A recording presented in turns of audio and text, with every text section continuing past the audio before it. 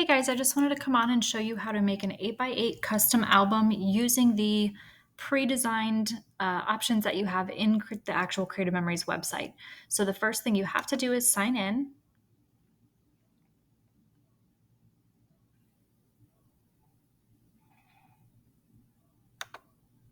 I'll sign in there.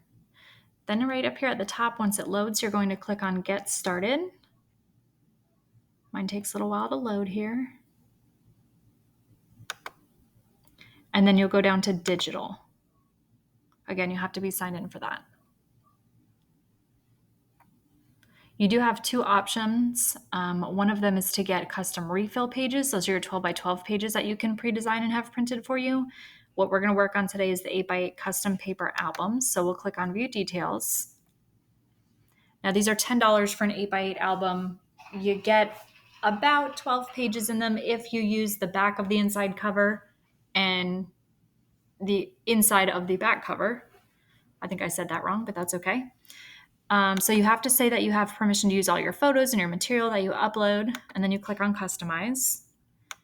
We're going to do a Christmas demo today.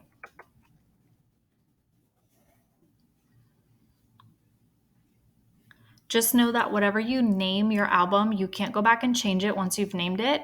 And whatever you name it is going to be printed on the paper protective sheet that goes around it that it comes with. So if you're wanting to keep that on and give this as a gift, just make sure you're naming it something that you would want somebody to have their album named. It won't actually be printed on the album itself, just on that paper that kind of protects it when it comes shipped to you. So we're going to start with a blank one. You can upload photos here. Right now, I'm not actually going to put photos in it, so I'm going to skip. You can always bring them in later, and I find it easier to bring them in later. So what you're going to see here is you're starting out with your back and your front of your album. So the back is going to have Creative Memories printed down at the bottom, so just keep that in mind. And then it's not necessarily counted as a page, but when you go to the first page, technically this is page 1, but the ones that I've made, if you put something on the left side, it does print on there as well. So truly you have 1, 2, 3, 4, 5, 6, 7, 8, 9, 10 pages plus the front and back. So if you were doing, let's say, elementary school, you could have grades 1 through 5. If you don't want to use those and you want the inside to be left alone, say you want people to write notes or signatures or something, you could do that too. That would make a really cute graduation gift. If you left the inside cover plain and people could write almost like they're signing a yearbook. But today I'm going to show you just how I start designing. I mean, really, it's just a matter of jumping right in. I don't like to do the front at first. I like to get my pages done first, just a personal preference. So I'm going to go over here. You have a lot of options. You can bring in your photos. That's where you would upload photos from your computer.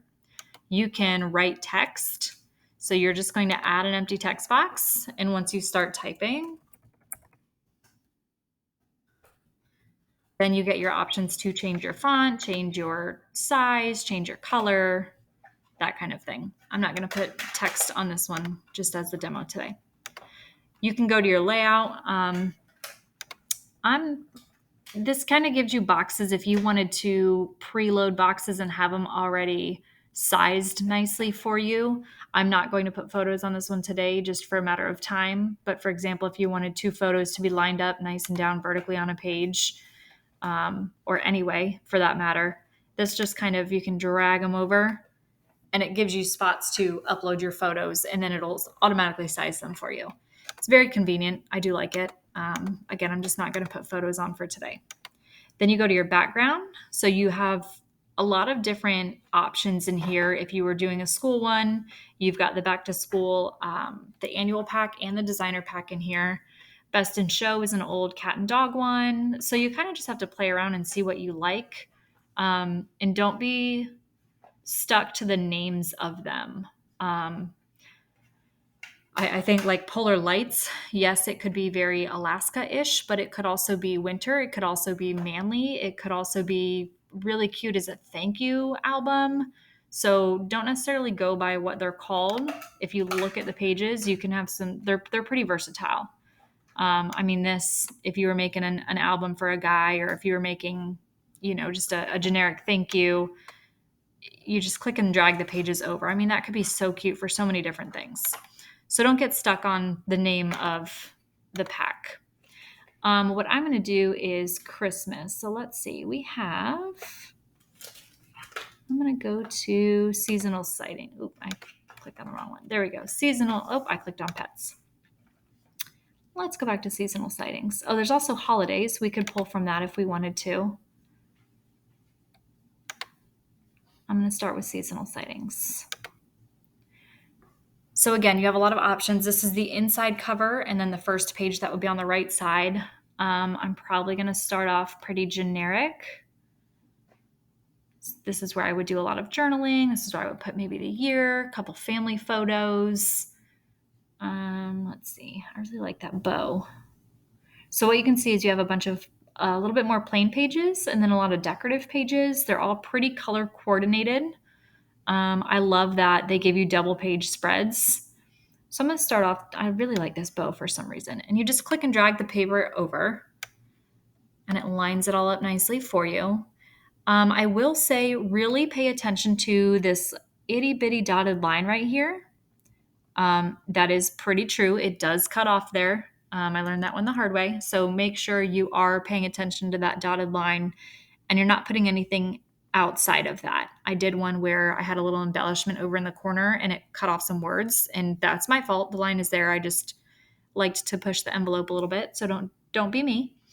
So I'll show you just maybe a page or two. So maybe on the next page, I'm going to go something like this.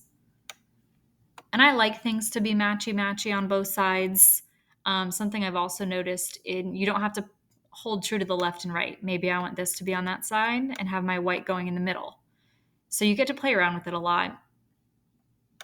Let's do another one. I'm going to mix and match some, a little bit more of a crazy print. Then I'm going to find a little more solid. Kind of looks good together. Not sure I'm loving it. That's a little better. So you can do things like that. Then I go down to, you've got border options. I really honestly have not used those. I don't know that I would, but you can go to elements and you can find coordinating elements. So I used seasonal sightings. So I'm going to go to seasonal sightings, and you have all these cute little embellishments you can pull over onto the pages. I did one of these albums and I had this as my entire front page. Let me show you how to do that. I used this and I made it super big. And I made that my front page, and I put a background on it, a very subtle background. Went to the bottom here. I want to say it was one of these. So that was the cover of my Christmas album. And it turned out pretty cute. So I'll show you on here. We'll go back to embellishments. I'm sorry, they're called elements on here. So you can just kind of just mix and match, see what you like, see if you like how it looks. They do have clear backgrounds, so you can play around with them. Now, this is where I was saying be very careful of the little dotted lines because it will cut it off on you.